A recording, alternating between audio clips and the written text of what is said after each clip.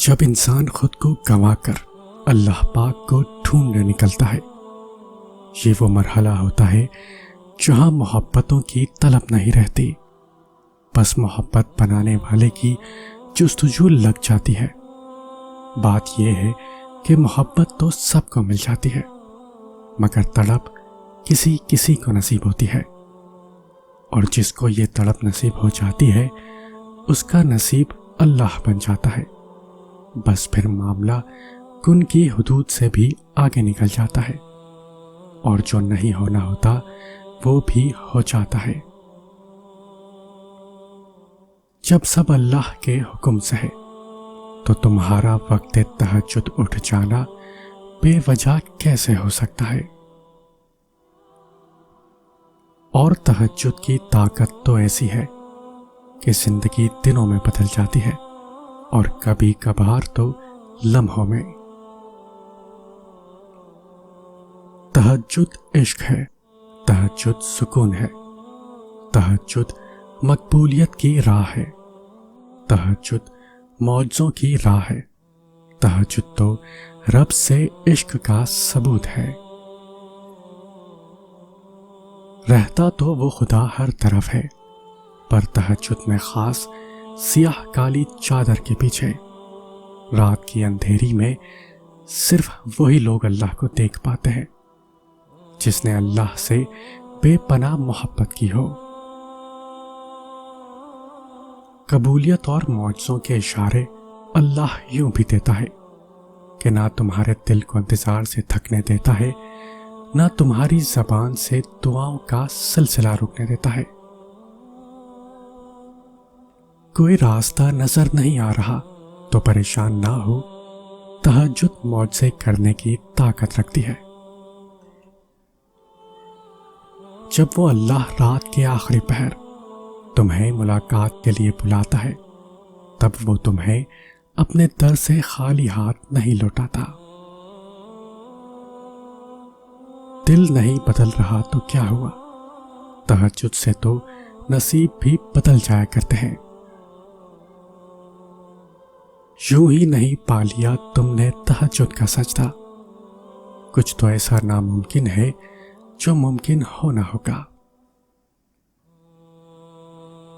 اگر راستے بند نظر آ رہے ہیں اور قدم تہجد کی طرف جا رہے ہیں تو جان لو تمہارے رب نے تمہیں تہجد کے لیے چن لیا ہے۔ اگر تمہاری دعائیں رد ہونی ہوتی تو تمہیں تہجد تک لایا ہی نہیں چاہتا۔ تمہارا تہجد تک آنا بھی ایک معجزہ ہے، جو دعا تمہیں تہجد تک لے آئی وہ بھی ایک معجزہ ہے، اور پتہ ہے تہجد میں جو تم مانگو گے وہ بھی اللہ معجزے کی صورت میں سنے گا، اور تم حیران رہ جاؤ گے۔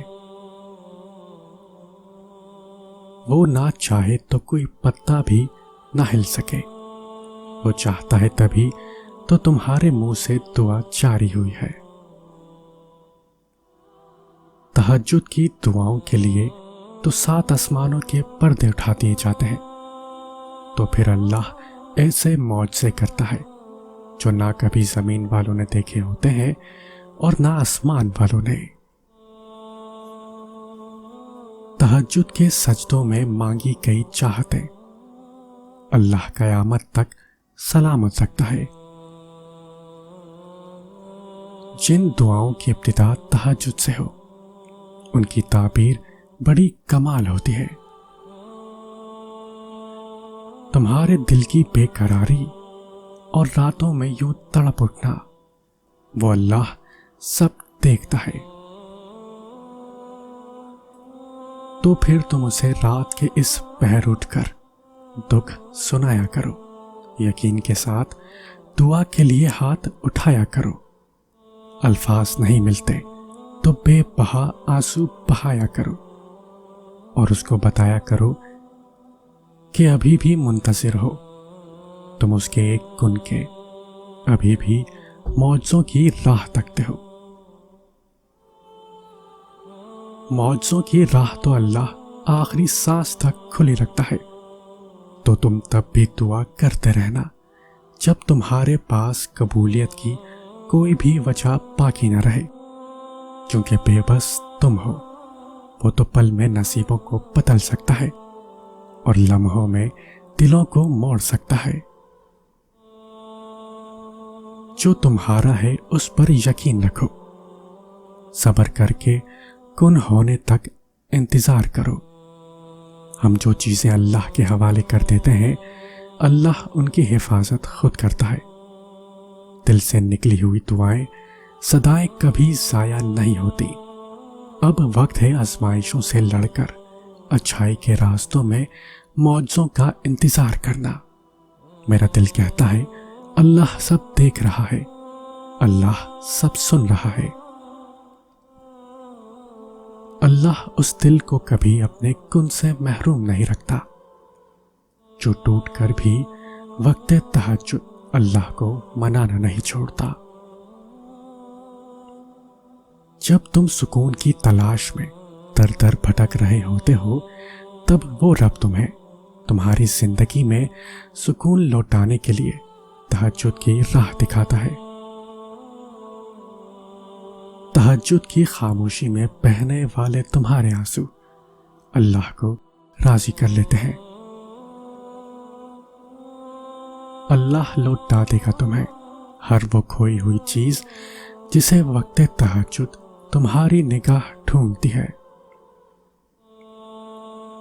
تہجد کا خاموش سجدہ اور زار زار بہتے ہوئے آنسوؤں کو وہ کبھی ضائع نہیں کرتا۔ جب گزارش لاڈلی عبادت میں کی جائے تو لاڈلے کی دعا کہاں ادھوری رہ سکتی ہے۔ کائنات جو بھی کہے پھر وہ ہو کر رہتا ہے جو اس کا بندہ اس سے مانگ لیتا ہے۔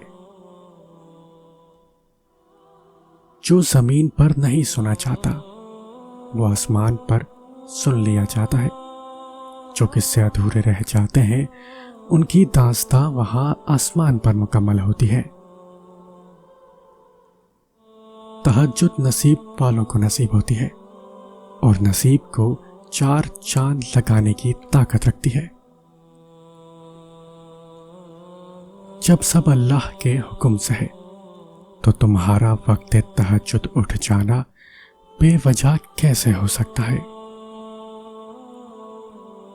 اور تہجد کی طاقت تو ایسی ہے کہ زندگی دنوں میں بدل جاتی ہے اور کبھی کبھار تو لمحوں میں۔